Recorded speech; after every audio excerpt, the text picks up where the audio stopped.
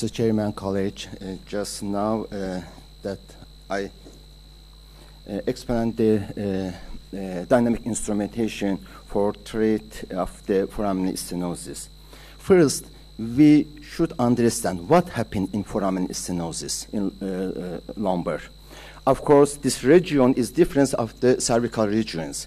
That, of course, foraminal stenosis should not be considered separately because we should consider whole the structures of the spine.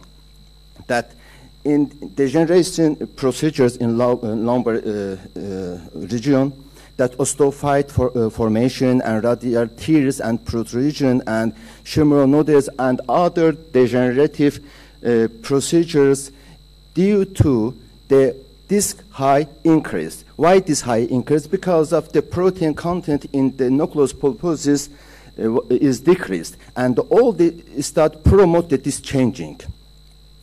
On the other hand, we know that in the biomechanically, the facet joint is playing a 39% to create stabilization, and disc and annulus also 29, and even ligament flavum and 30. For this reason, we should protect this structure to create a good stabilization because it's a physiological. We disappeared and removed this structure, and then we create and we put the synthetic as a screw, as a cage, and others. For this reason, we to respect this structure. And the structure change result in increasing load on the facet joint. That this increasing load causes subluxation of facet joint and destruction of cartilage structure, sclerotic change, facet hypertrophy, and orientation change, and osteophyte formation. All the changing cause the lumbar foraminal stenosis. That facet tropism, that the ligamentum hypertrophy and disc bulging and the osteophyte formation, the main factors that cause the foraminal stenosis, also ligament flavum and facet hypertrophies. In hypertrophies, facet hypertrophies, that they cause the foramen stenosis. To treat of this case, we should remove the facet joint. If we go to distract of the interbody space, it is fact, in cervical region is okay. But in lumbar, of course, because of this groups is a geriatric groups at the facet calcifications and other structure calcification. Now these questions, when they distracted the interspinal interbody, what transferred to foramen stenosis? It really caused the increase the volume of the foramen or not? And for this reason, it is in my view, it is unavoidable. We should remove the facet joint. Of course, it's a create maybe instability, go to instrumentation. But which kind of the instrumentation, of course, we will discuss about that. The other factors that cause the foraminal stenosis is a disc bulging. Of course, this is a clear that we should remove the disc discectomy and relieve the pain nerve.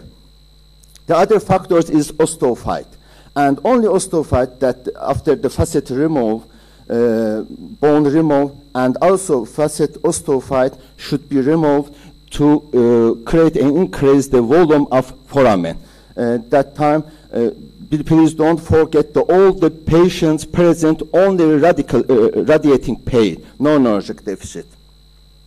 Of course, this factor is very difficult to manage of these groups.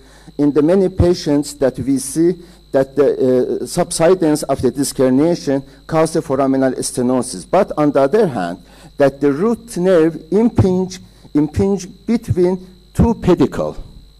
That time we should, yes, we go to increase the interbody space. And it is fact, all of the patient is a geriatric patients and they have osteoporosis. In we should the distractor or expandable cage or other cage maybe go push the inside the vertebral body and insert the interbody, and after operations, 1-2 months after operation, maybe substances again, maybe we will see. And in these groups, we should remove the pedicle. And after they remove the pedicle, we create increase enough volume for root nerve. And yes, after the compression, it is unavoidable to treat these patient groups. And why instability is occurred after discectomy?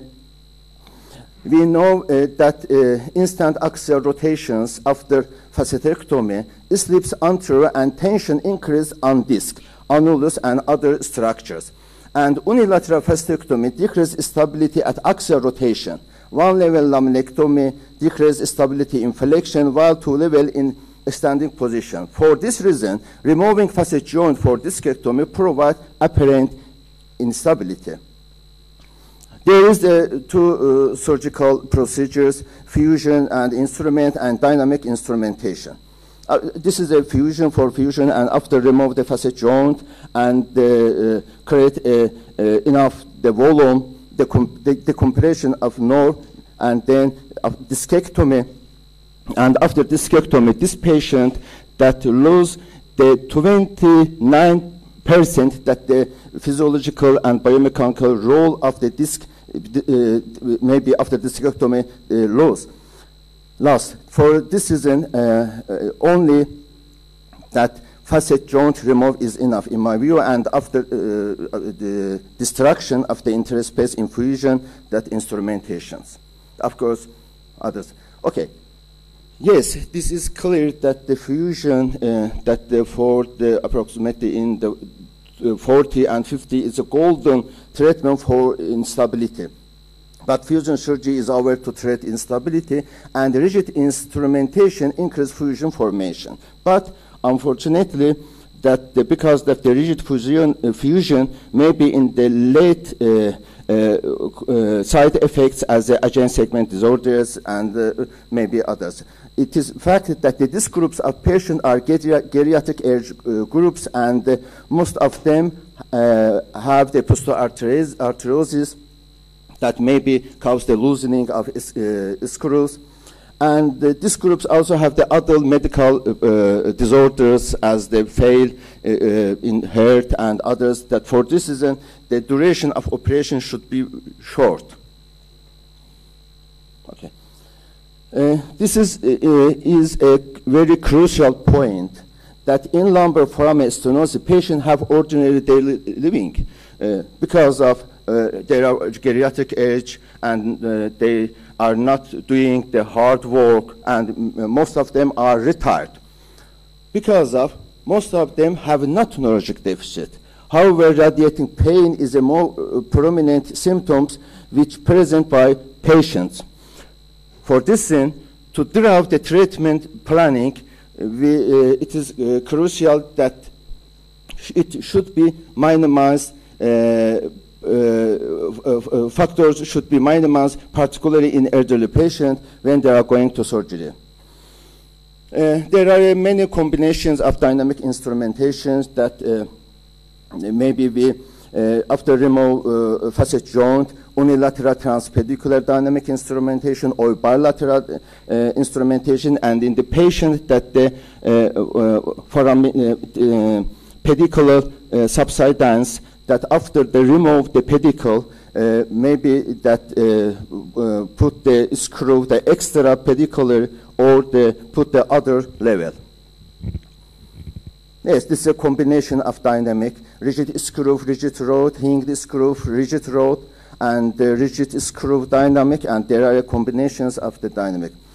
We publish our experience that in the 10 patients, this is a primary now, we have 34 patients that there are unilateral dynamic instrumentation, and you should hear that only the facet foramen stenosis, that no canal stenosis, and the other also foramen stenosis is okay, only the right foramen stenosis.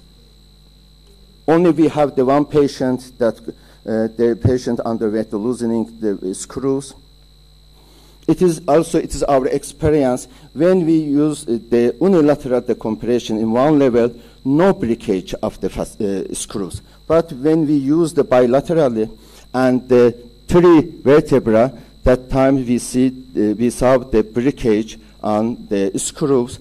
Maybe this the initially that we use the rigid rod and then we change to dynamic rods. Maybe this using of dynamic rods have a perfect effects for these groups of patients.